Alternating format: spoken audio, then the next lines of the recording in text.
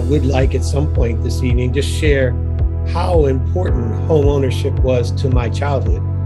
And it actually created opportunities that shaped the person that I am. But to answer your question, I would go to the middle. And the middle of my life would be, I'm just now graduating for the business side of my life from the University of Baltimore with a degree in finance and accounting. And I'm just starting my tutelage in the beginning of my career with Deloitte, one of the big CPA firms at the time. And back then, we're talking late 70s, early 80s, there weren't a whole lot of people that looked like me. Matter of fact, in the Baltimore region, there was only one Black partner of all the big CPA firms. So, and he wasn't with my firm. So clearly we became friends early on. And through that journey, and as I got smarter, doing assignments with a lot of both wealthy people, small to medium-sized businesses, mom and pop businesses, all the way up to big Fortune 50 companies. I had a wide range of assignments when during my time at Deloitte, and I was very fortunate to have such a variety. But I would always come back to home base, and I'd look at my own community, and I look at my own family and my own friends and my relatives and go, there's another side to this financial literacy thing. And it all seems to be centered around one of the key assets, and that's the home. And so early on, that's when I started thinking about it and started to make it a goal for myself to actually own a home at some point and make sure that I started a plan where I could actually wean myself off of renting and moving into home ownership. So I would say it was right around my mid to late 20s was the first time I gave it really serious thought. And Mike, what was that's a really interesting. What's interesting to me is it's the first time that you gave it serious thought. What led up to that? Was it the fact that you were in a job at that point, or that you heard about it? How did you get the flash that says, yeah, I can probably buy? Yes. So we're talking the 70s, but ironically, I think a couple decades later, we're probably sitting in the same situation where people of color, we didn't talk about finances and home ownership over dinner. It was the Baltimore Orioles and the trades that were going on. It was chores. And by the way, we didn't get paid to do our chores. You did that because you lived here. And so here's your list of things you're going to be doing on Saturday morning before you can go play with your friends. And ironically, most of those chores were involved in maintaining the home, because for my parents, this was a big move for them. And that's where I'd like to go back to the beginning of the story. Yeah, I'd like to hear And that was, again, things I didn't realize until I became a young man, right?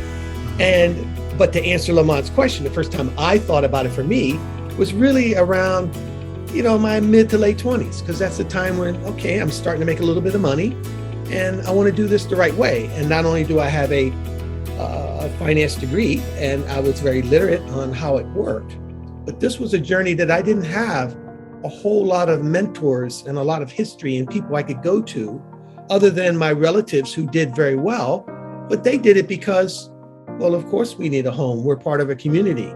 They weren't thinking of it more broadly. And so a lot of it was just basically dumb luck. And so let me, if I may, just take you on that journey, because it's a great question you asked, John, and it kind of complements what Lamont has asked me earlier. So I was very fortunate. My parents were first generation college educated. They met at Hampton University, fell in love, and out of that became a marriage, and my brother and I. And my father was a career letter carrier with the U.S. Postal Service, and my mom was a career teacher in the Baltimore City school systems. Again, that stability and that longevity in a career is something we don't see much. So they were looking for improving the life of my brother and I, and we went from living in the city to what I would call a reasonable set of projects in the county.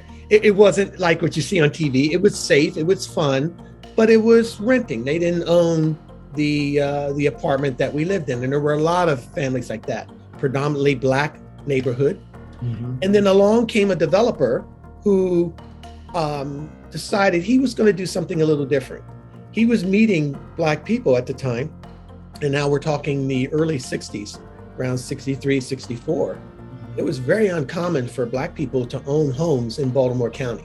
Yeah, very much so. So I love sharing a story about my mom coming home, and I know this is going to be recorded, so I'll explain, but forgive me, Mom, but it's a great story. She would come home with these men, and my brother and I would go, well, you know, this is kind of odd. That's not our father. Why is she with him? Why are they going out? But what was going on is my mom was part of a project done by the Department of Housing and Urban Development. They would pair my mom up with someone, and they would go to present themselves as a couple buying a home. And they would take notes, come back, write a report, and then a white couple would go, and they would be looking at redlining and the other things that were done at that time to create barriers. Yeah. I didn't know it at the time, but again, now fast forwarding to that young man who graduated doing, my mom was a hero to me, because I realized, wow, she was doing things to open doors and to help get the information necessary to open doors for people of color to have meaningful homes. So fast forward, this developer actually came up with a financing arrangement where he separated the cost of the home from the land. Most people know it traditionally as ground rent. And what it did was it made it affordable for Black people to actually buy the home, rent the land, and then once the home was paid off, they would then go back and pay off the land. Or as people got raises and earned more money over their career, they could pay that off at any time, which most people in the community have done. But what he was able to do was to create basically the first community of all Black-owned homes in the 60s in Baltimore County. And although it's something to celebrate, when you turn into our interest, there is a Maryland State plaque, which they do for historical landmarks, that we actually commissioned in the 50th anniversary of our community as one of the first Black-owned communities in Baltimore County. And why is that so significant? Well, there weren't a lot of people who really wanted us there. My brother and I, we got the talk as two young Black men when there was a Ku Klux Klan burning in a wooded area behind our community in protest of these Black people living there.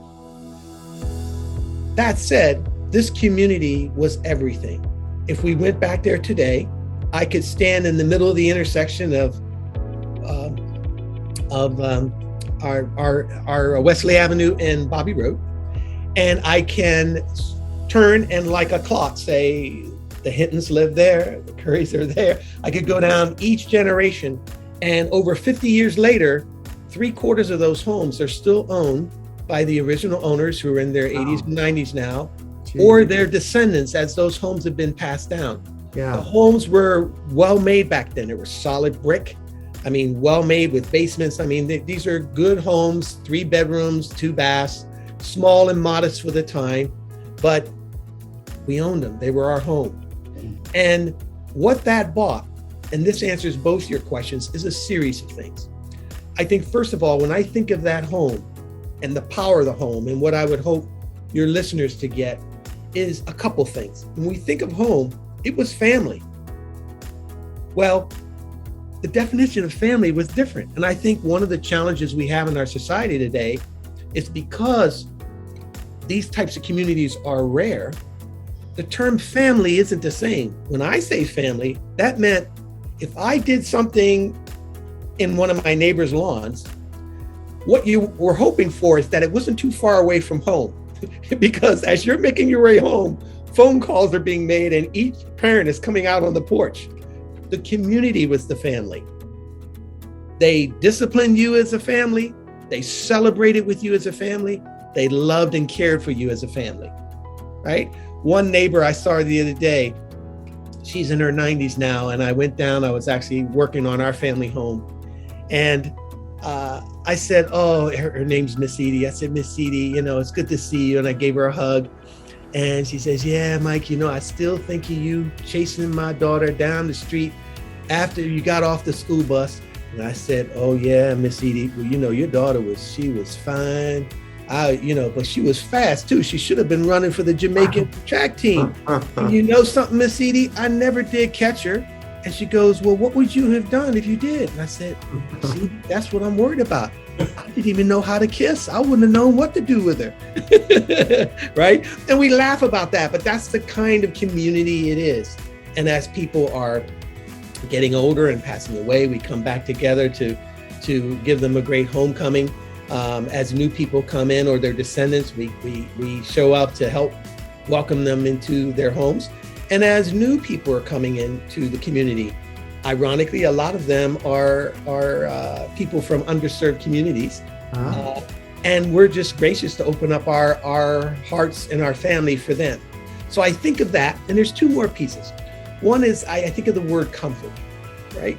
Mm-hmm. The home was a place of comfort. It was a place where we laughed, where we cried, where we shared, where we learned, where we argued, where we fought, where we celebrated. We did all those things. And having a home base, having that stability was interesting. And that leads me to the third thing that I'd like people to think about, other than just the investment of the home. It's related, but at the end of the day, it's security, right? It's security around social net for networking and having that sense of community that's so needed today. I would say if I were a genie, can do one thing that would help change the world today, is bring back that sense of community where people knew each other, and it was, you stopped and said hello to your neighbor. And if their paper was out and it's starting to rain, you ran over and you put it onto their porch. That's what home ownership is about, right? It's also security financially. And I know we're going to talk about that more today, but no question. But you notice I'm positioning that as last. To me, that's just an outcome. It's all these other wonderful reasons to be in a home as well. It's value added. And then lastly, a legacy. I think our people really could benefit from spending more time thinking of a home as an asset, as an investment that in itself creates a legacy over time. And it gets passed on generation to generation to generation and helps build the type of community wealth and all the other products and services, small businesses and other things that are generated from that community wealth. So I've said a lot. I'll pause here, but you can see it sort of all that came together in the middle of my life, because as a kid, I'm enjoying these benefits of home ownership, right? So only when I became a young man did I step back and say, wow, that was a really good decision that my parents made to get us in a community where we had access to, a diverse group of people, great schools, a safe places to play. We had access to the Boy Scouts and to baseball and basketball programs. We didn't have that in the city. The alternative would have been something a lot less productive. So what do you think what was your thinking when you were renting versus when you moved into the house? How did that change your parents, and how did it change you, or did it change you? What kind of obviously going from the city to an area that the community is a lot more enhanced. That's a huge, right there, just that in and of itself is big time. I'm asking for, what did you see changed in your parents, or was there a change for you and your brother and your parents? It's kind of a two-pronged question. No, thank you, John. My parents were, again, as I think through these types of questions and answering them, it just makes me smile with pride at just how great people they were. And I know my brother and I won't speak for my brother. I know I was probably a pain in the butt for them. I was your typical kid. And so just seeing what they did and how smart they were about business decisions. And by the way, we're talking modest. This was a modest life, but it was a good life because it had that safety net. So to your question, John, I think the lifestyle, as I think back when we were renting, we were good renters. My parents taught my brother and I that to be responsible. And throughout my life, and I only rented maybe 2 or 3 times before I bought my first home because I was moving around a lot with my career. But I always left the place better than I received it. So we already had a sense of discipline and respect and responsibility for someone else's property. What changed is when it's your property, you take it up to another level. And so what it meant was chores like cutting the lawn. Our job when we were renting was just to stay out of the way. Playtime was delayed because they didn't want us to get injured by the mechanized equipment or just being in the way of the groundskeepers. When you're owning a home, we found out early that, okay, Saturday was okay, it's a busy time. And again, community, my childhood friend, we laughed about it the other day when I'm working on a project with our childhood church and we got together. He's on one of the committees that is responsible for this project. And we were joking about how he and I would get out in the middle of the street right after breakfast. We organize all our friends. Okay, so what's your list? Okay, how about, okay, you three, you do the lawn, you cut the lawns, you guys go over here. And by the way, you got the best deal because Miss Edie has some good cookies. She's going to take care of you. And you guys, we're going to do the railings, right? And we would all do this because the whole goal was once everybody finished their chores, we got to walk about a mile to the school and start our full day of baseball. Because we just played baseball from the moment we got there till it was time to come home for dinner. I mean, we loved baseball, right? Yeah. And so that was the goal. But again, though that whole attitude of responsibility and learning now. I'm learning about lawn care. I'm learning about aeration of the lawn. I'm learning about fertilizers. I'm learning about edging. I'm learning about pruning. Matter of fact, in high school, I had a little pruning business that I had learned and gotten so good at it that I had my own little pruning business. I kind of pulled my little wagon on the back of my bicycle, and we have and we're not talking about Makita power tools back then. We're talking manual clippers, and it was hard work, but it was fun. I got to do something outside. It was my little business, and but all that I learned from home ownership and from owning a home and having parents that taught the value of how to upkeep that home. So let me just say this, John, because this was really important too. It was also when I was getting the lesson of what the total cost of ownership looks like. Those were those first lessons of saying, it's more than just paying the bills. Yeah. You got to paint every now and then. You got to do this every 3 years. This has to be done. We were learning that through our parents as they were teaching us how to take care of this home.